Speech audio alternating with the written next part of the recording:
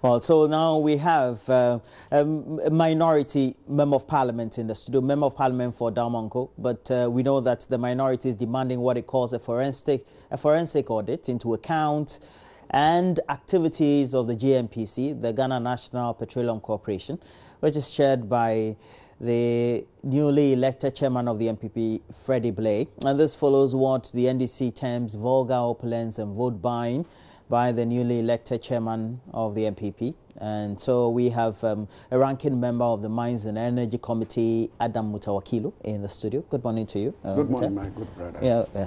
Nice meeting you once again. And you released a statement prior to the close of yesterday, yes, making rounds and purportedly, for what reason, on what premise would you issue such a statement? Yeah, thank you very much. We issued this statement, minority, as a spokesperson for the Mines and Energy Committee. And Honorable Freddie Blay, being the board chairman of our national oil company, that is Ghana National Petroleum Corporation, is a strategic asset, and a chunk of our oil resources goes into the national oil company. This year alone, about over $300 million will be going to the national oil company because their annual program of activity, the total budget submitted to the committee for approval was about 1.6 billion Ghana cedis. And if the chairman of the board chairman of a corporation engaged in this opulence level of expenditure, with the minority having concerns in respect to the annual budget submitted to us, it called for forensic audit to investigate. But before that, you must always look back. What was he doing? What was his contribution to MPP? When he was contesting for vice chairmanship position, later he became acting chairman, the party was in difficulties. If he had this amount of resources, what did he do then? Well, first of all, in 2015, Prudential Bank nearly sold the headquarters of MPP to defray a 2 million Ghana cedis debt. But we're told that has since been long settled. No. You know who settled it? The finance, the guarantors at the time. No. As an acting chairman who is put in a position with $3 million, cannot even honor 2 million Ghana cedis, which is less than $1 million. But I'm saying that currently, as far as we're concerned, even before the party was elected, or perhaps prior to that or after that, that publicly was stated to have been resolved and paid up. No, it wasn't paid before the party won election. It was paid immediately the party won election. But that has since been paid. And what has that got to do, and of what relevance is it now? It is because it tells you the position of the acting chairman as at then. In 2015, I'm not talking of 2017. So if you are the acting chairman and you have so much resources, why should you sit down for your party to be embarrassed by a letter from Prudential Bank to sell off the headquarters of the party? But do we understand, per what information was made available to the public, that we had a group of individuals who went to borrow that money on behalf of the party? It's for the party. On behalf. He is doing this for the party. Has since been settled? No, it has since been settled after winning power, but has gone through the disgraceful stage of the asset being disposed of. Well, somebody who said that all these things you're raising are just red herrings. No. Purely speculative. No. There's nothing of note, substantive. That is why. That you, as a ranking member of the Mines and Energy Committee, have brought to substantiate all these things. We spoke when the 2018 annual program of activities was put before us. For the GNPC? Yeah, we raised certain red flags. You mean the Parliament Committee on Mines and Energy? Some were able to get it off the report, and I will explain the red flags we raised. For example, construction of a head office in Accra, the start amount is $20 million. For a head office?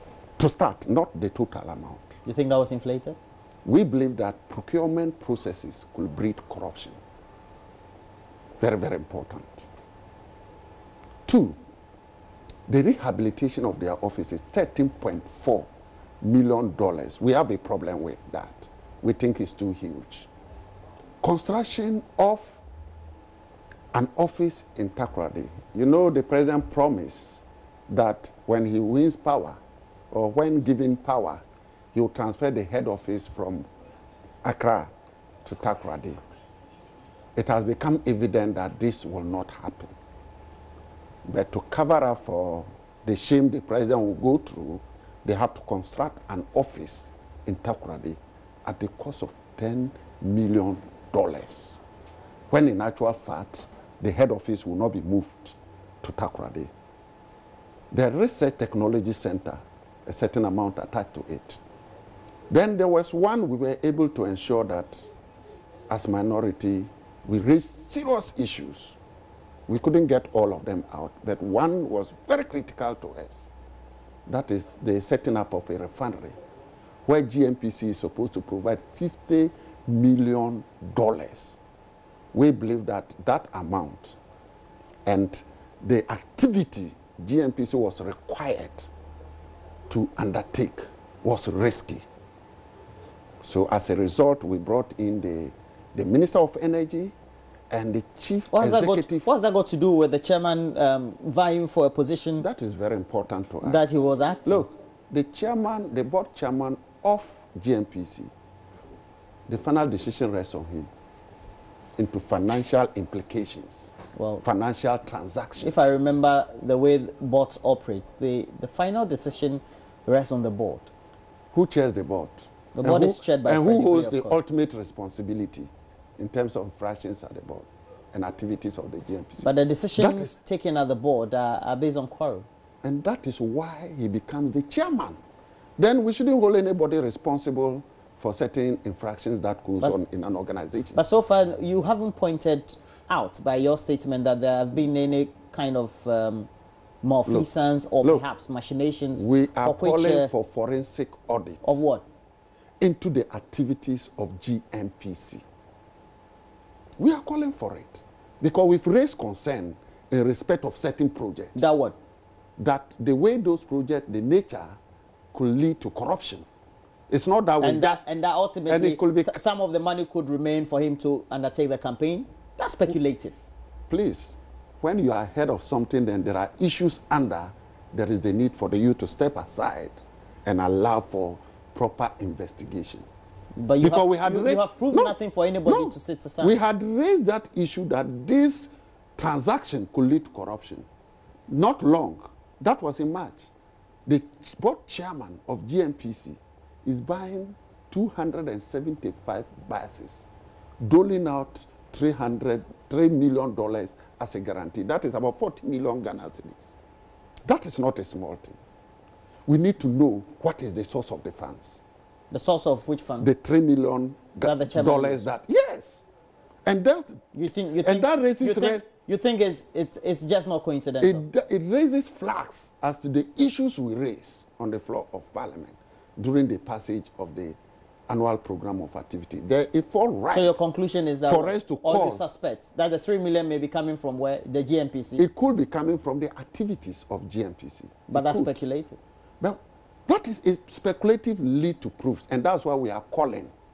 If I had raised an issue about certain transactions and that it could lead to benefit some individuals, at the end of the day, the activities of one of the individuals tilts to our suspicion, it calls for investigation.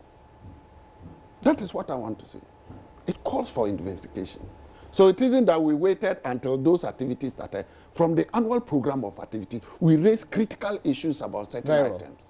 And the behavior of the chairman is dancing straight to those concerns that we raised in March. And therefore, they call for forensic audit. Parliament's Mines and Energy Committee, what role do you play in the approval of the budget and allocations of the GNPC? Every year they submit a program of activities to us. We go through it, we debate it, lay to Parliament and approve. So as Mines and Energy, we go through it. And it's minority. It's not everything you can get out. You do your best. Some you'll be able to get out of it. Others will not. And that's what I made a clear statement of the refinery.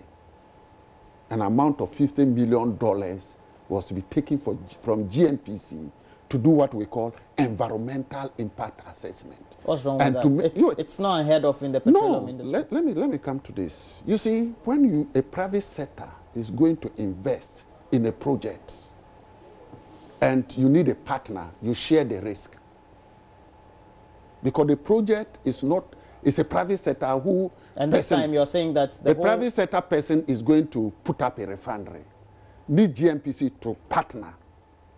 Now, that private sector person is not contributing a penny, but need $50 million from GNPC to do environmental impact assessment and to make the project bankable.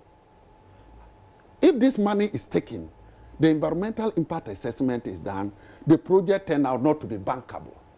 Meanwhile, $50 million has been sunk. It's not untoward so in the petroleum industry. No. We've been sinking a lot of money. Indeed, many firms across the world have been sinking money into Ghana's petroleum and petrochemical industry decades before we discovered oil. You take risks. Not unusual. Yeah, the higher the risks, the higher the returns. Do you get my point? The higher the risk. In oil sector, it's always risk. But when you take that risk and eventually it becomes bankable or you are able to discover, you take much benefit. Now ask me, what will be the benefit of GNPC, assuming it is bankable? The benefit of GNPC, if it becomes bankable, is based on its contribution to the total cost of the refinery, not the risk that GNPC has taken. And that is where we have a problem. You think so GNPC take the risk. You think you should have made shared cost as far as the GNPC take the risk by investing $50 million. If it becomes bankable... Did you raise that at the committee?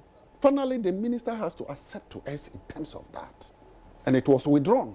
And that is why in the annual program of activities, you didn't see that. Now, the annual program of activities for which we have the budget and the allocations, they've been approved, haven't they? It has been. Okay. And we have equally raised our concerns in the hands of... And you know, by the Financial Management Act, the Public Procurement Act, there are a number of procedures under which any of those projects could be undertaken. That is why we are they your suspicions that perhaps so far the GNPC has been untoward in following through some of those procedures? That is exactly why we are... Financial Management Act. That is why we... As well as the Public Procurement Act. That is why we are calling for the forensic audit. That in the procurement of those projects, to ensure that what due processes has been followed. And we think that any forensic audit that is conducted will come with details of those laws, whether they have been followed or not. I will think that due processes of that will help us much. Now, let's get to the point where funding and getting funding for political activities are concerned. If, let's say, Freddie Blay, who was or is the chairperson of the GNPC board, was going to contest, you think he should have set himself aside and contested? He could contest without opulence. But it's the level of opulence. But that's discretionary. No, you realize that even the representative of the Conservative Party in UK, John Hayward, who was at the conference, didn't finally present his speech. He was talking about the opulence, the posters, and the spending that we, MPP, is undertaking in terms of the elections. And finally, his speech was that that amount could have been invested in the people. This is not a low-ranking member of the Britain Conservative Party, a high-ranking member. That tells you that resources have been wasted. Let me tell you, Honorable Freddie, He's the CEO of Blay Power Authority. He's won his vice chairmanship position. Have you heard any opulence? I'm just asking a question. He's the CEO of Blay Power Authority. It's a matter of choice. No. No. It's because he knows what he's doing. So you want an investigation into the 3 billion, or where he's getting the funding to fund the project? We just want an investigation into the activities of GNPC. If we investigate and the issues that we raise per the report that we submitted and the issues that we raise, they should go through it and get to the bottom of the case. And that will come to the conclusion whether because as a board member he's doing that, or he has breached some laws within the procurement processes in GNPC. Where should it start from? Where are you going to take this call you're making next? The last paragraph of our press statement indicated that within 2 weeks we expect the president, even though he glorified the expenditure of Freddie Blay, he should take the bold step by setting up a forensic audit to do the audit of GNPC activities. And within 2 weeks, if we don't hear anything, we'll have many options to take as a minority. Well, wish you all the best. Thank you. And of course, this is also gaining prominence. And the statement was issued by you, yes, okay, on behalf of the minority. And we've had in the studio the Member of Parliament for Damongo, but also ranking member of the Mines and Energy Committee of Parliament. Well, we'll sure have a lot more to say about this in subsequent programming on the channel.